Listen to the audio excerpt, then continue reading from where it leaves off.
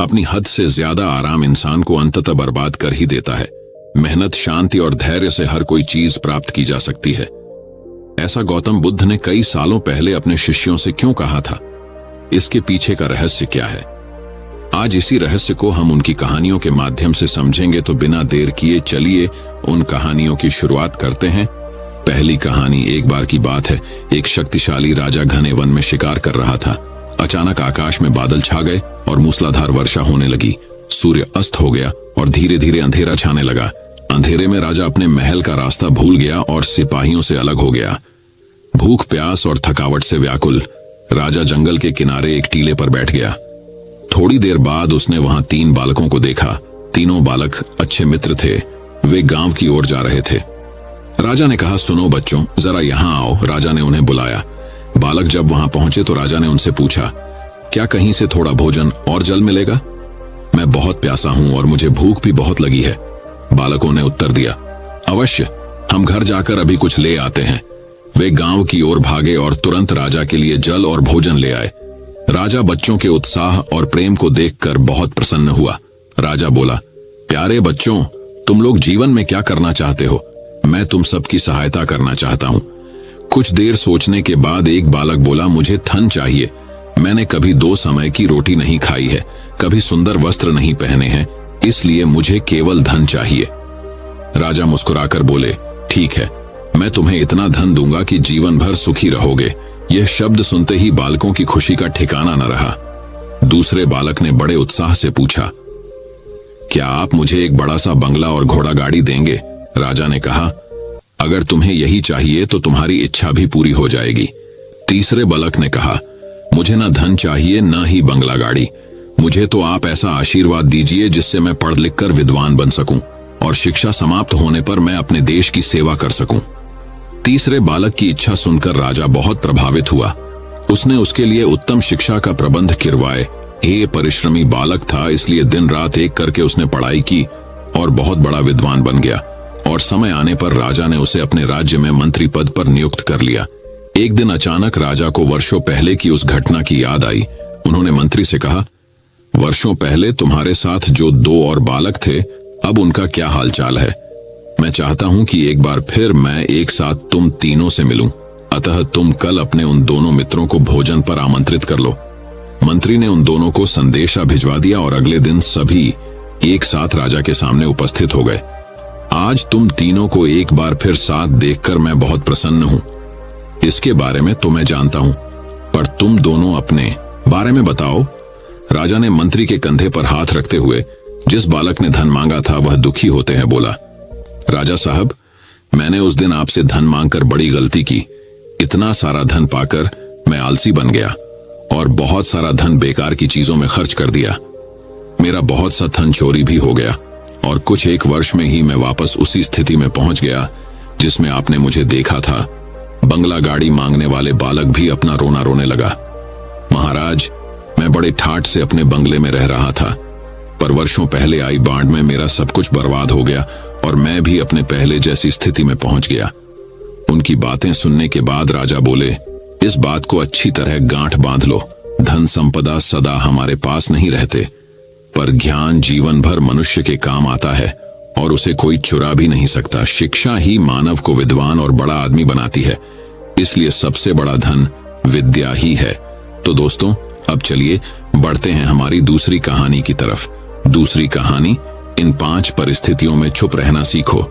गुरु ने कहा, बेटा, ज्यादा वही इंसान बोलता है जिसे लगता है वह सब कुछ जानता है, पर जो इंसान ये मानता है कि वह बहुत ही थोड़ा जानता है और ऐसा बहुत कुछ है जो उसे सीखना है, तो वह कभी भी जरूरत से ज्यादा नहीं बोलता और ना ही बिना मांगे किसी को राय देता है। इसलिए पहले खुद के अंदर का ये अभिमान हटाओ कि तुम्हें सब कुछ पता है। शिष्य ने गुरु के सामने अपना सिर झुका दिया। गुरु ने कहा, तुम्हारे ज्यादा बोलने की आदत को मैं एक दिन में ही तो खत्म नहीं कर सकता। यह आदत तुम्हें खुद ही अपने अंदर धीरे धीरे कम करनी होगी, लेकिन तुम्हें यह जरूर बता सकता हूं कि किन मौकों पर तुम्हें शांत रहना चाहिए, ताकि तुम खुद को दुखी होने से और किसी बड़ी मुसीबत में पड़ने से बच सको। शिष्य गुरु की बातों से सहमति दिखाते हुए अपना सिर हां में हिला दिया।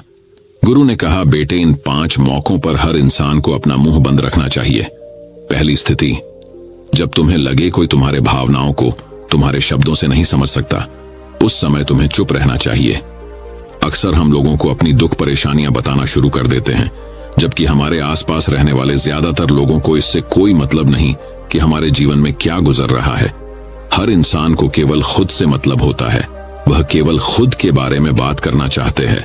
वह केवल खुद की तारीफ सुनना चाहता है। उन्हें हमारे जीवन की परेशानियों से कोई मतलब नहीं और ना ही वह सुनना चाहते हैं। हो सकता है 1 या 2 बार वह तुम्हारी दुख भरी कहानी सुन भी ले, लेकिन उसके बाद तुमसे दूर भागना शुरू कर देंगे, क्योंकि कोई भी किसी दुखी और असहाय इंसान के साथ रहना पसंद नहीं करता। इसलिए कभी भी अपने कुछ करीबी मित्रों और परिवार वालों को छोड़कर किसी ऐसे इंसान को अपनी परेशानी ना बताएं जो तुम्हारे बातों को समझने के बजाय उनका मजाक बनाए या तुम्हारी मजबूरी का फायदा उठाए। दूसरी स्थिति, जब तुम्हें यह ना पता हो कि किसी विशेष मौके पर क्या बोलना है या किसी विशेष घटना के बारे में आधा अधूरा ही ज्ञान हो, तो ऐसे मौके पर तुम्हें चुप ही रहना चाहिए।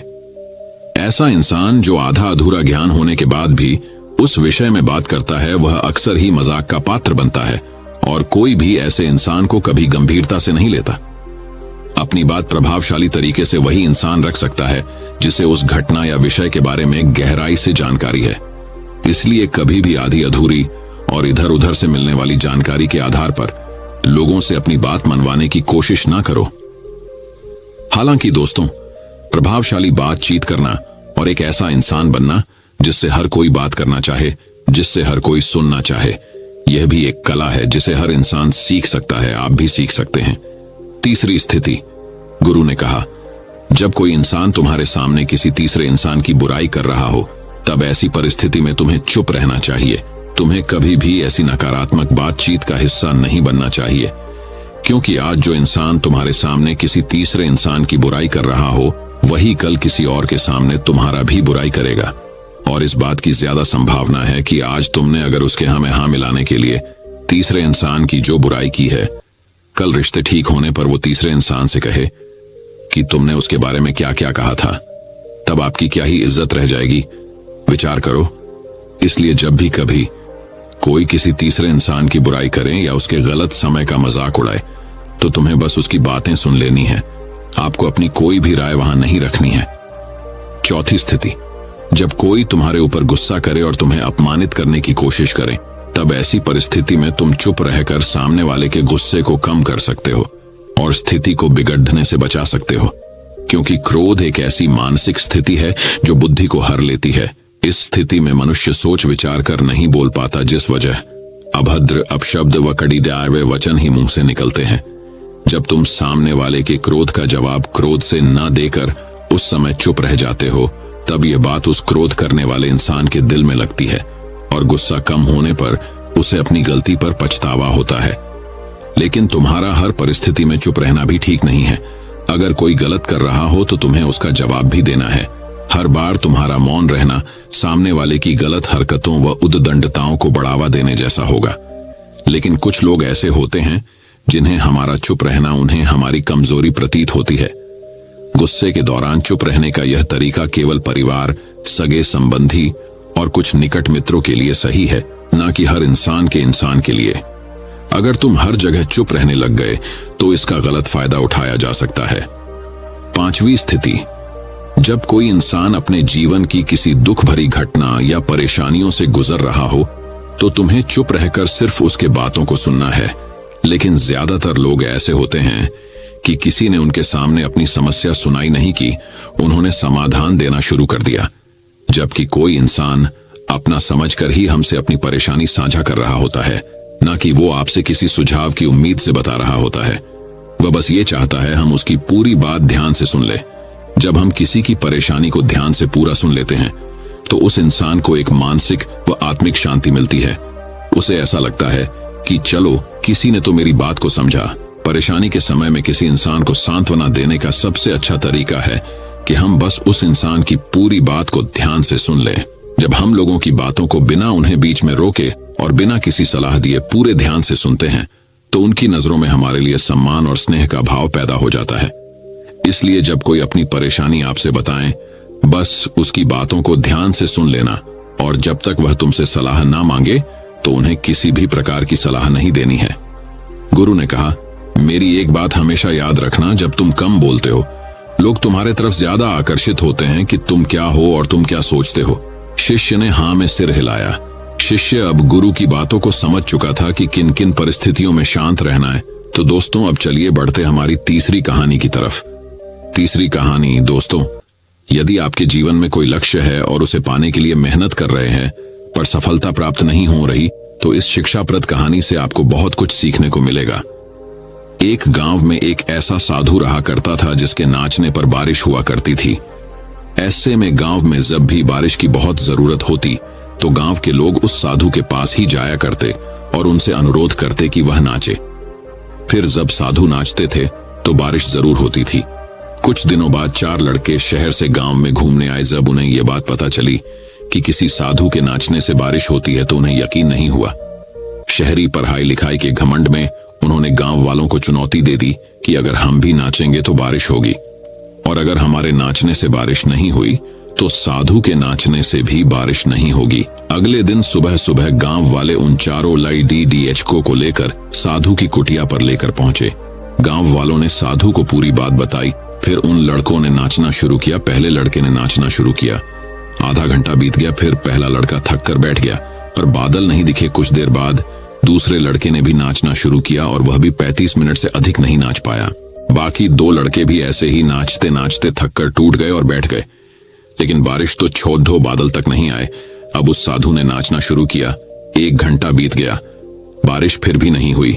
साधु फिर भी नहीं रुका, वो नाचता रहा। नाचते नाचते 2 घंटे बीत गए पर बारिश नहीं हुई।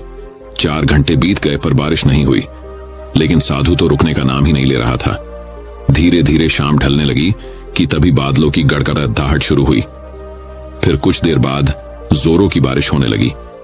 सभी गांव वाले बहुत खुश हुए। इस बार साधु की वजह से एक बार फिर से गांव सूखा की मार से बच गया।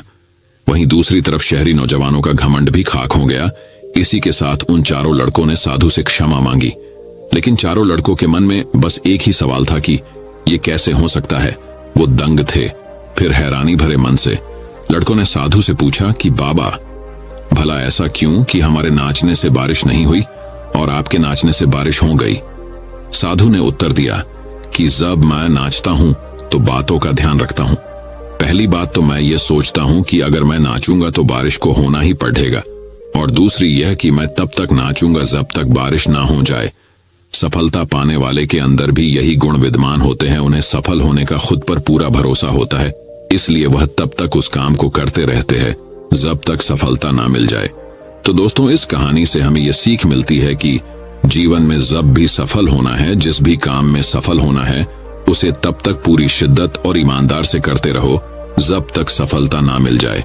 तो दोस्तों, चलिए बढ़ते हैं हमारी चौथी कहानी की तरफ। चौथी कहानी, खेत का खजाना। एक गांव में एक संतोष प्रसाद नाम का एक किसान अपनी पत्नी और 4 लड़कों के साथ रहता था। संतोष प्रसाद खेतों में खूब मेहनत करके अच्छी फसल उगाता और उनमें से 80% फसल शहर में बेचकर बहुत अच्छा पैसा कमाते और घर का खर्च चलाते। लेकिन उसके चारों लड़के आलसी थे। संतोष प्रसाद के चारों बेटे जब 10 से 15 साल के हो गए तो संतोष प्रसाद को अपने बेटों की फिक्र सताने लगी, क्योंकि चारों बेटे बहुत आलसी और कामचोर थे। वे हमेशा काम से अपना जी चुराते थे। किसी भी काम में उनका मन नहीं लगता। पिताजी सोचते रहते कि इन्हें रास्ते पर कैसे लाया जाए। ये मेरे साथ खेत में भी नहीं जाते। ये सब बातें संतोष ने अपनी पत्नी से कही। पत्नी बोली, अरे आप चिंता ना करो, धीरे धीरे खुद ही अकल आ जाएगी बच्चों को। रामलाल की पत्नी ने कहा कि धीरे धीरे ये भी काम करने लगेंगे। समय बीतता गया और संतोष प्रसाद के बच्चे बड़े हो गए, जवान हो गए, लेकिन उनकी आदतें आज भी वैसी ही थीं। संतोष प्रसाद अब बहुत बीमार पड़ने लगा। संतोष के अंदर अब खेतों में मेहनत करने की क्षमता नहीं थी।